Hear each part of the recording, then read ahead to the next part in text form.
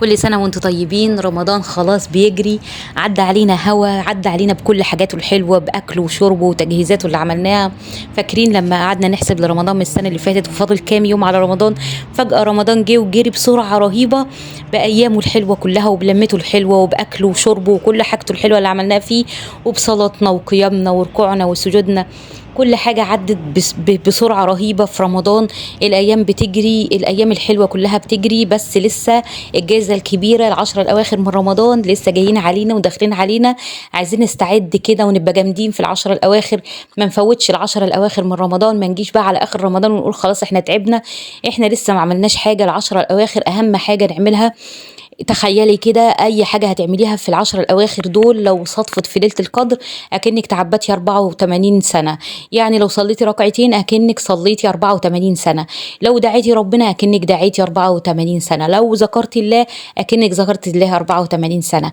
فما ينفعش نضيع ليله القدر. احنا مش عارفين رمضان هيجي علينا تاني ولا لا، فما ينفعش ان احنا نضيع الايام الحلوه دي.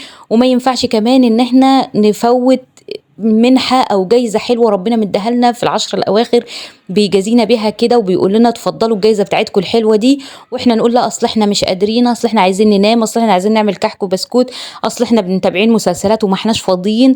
العشرة الأواخر مفيش فيها الكلام ده كله. العشرة الأواخر فيها شغل، فيها عمل، فيها على قد ما تقدري. مش قادرة تقفي صلي ركعتين اتنين وانت قاعدة، مش قادرة تعملي أي مجهود، اذكري الله وانت قاعدة على السبحة كده وسبحي كده زي ما تقدري 100 مرة سبحان الله، 100 مرة الحمد لله، 100 مرة الله أكبر.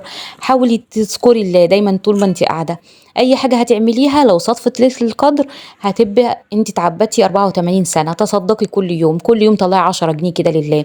كل يوم اعملي لك برنامج كده، النهارده في العشر الاواخر دي كل يوم 10 جنيه لحد غلبان طلعيها له.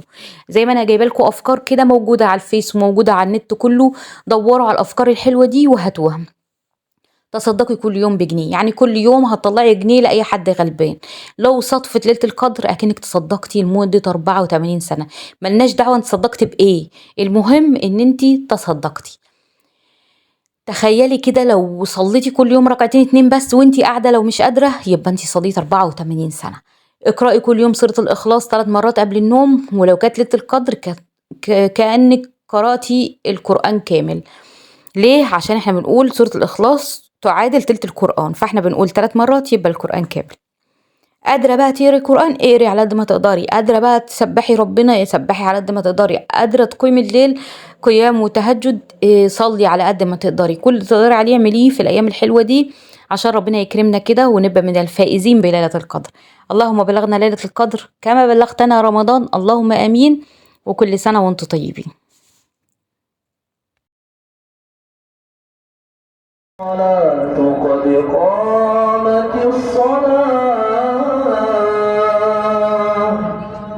الله أكبر الله أكبر، لا إله إلا الله.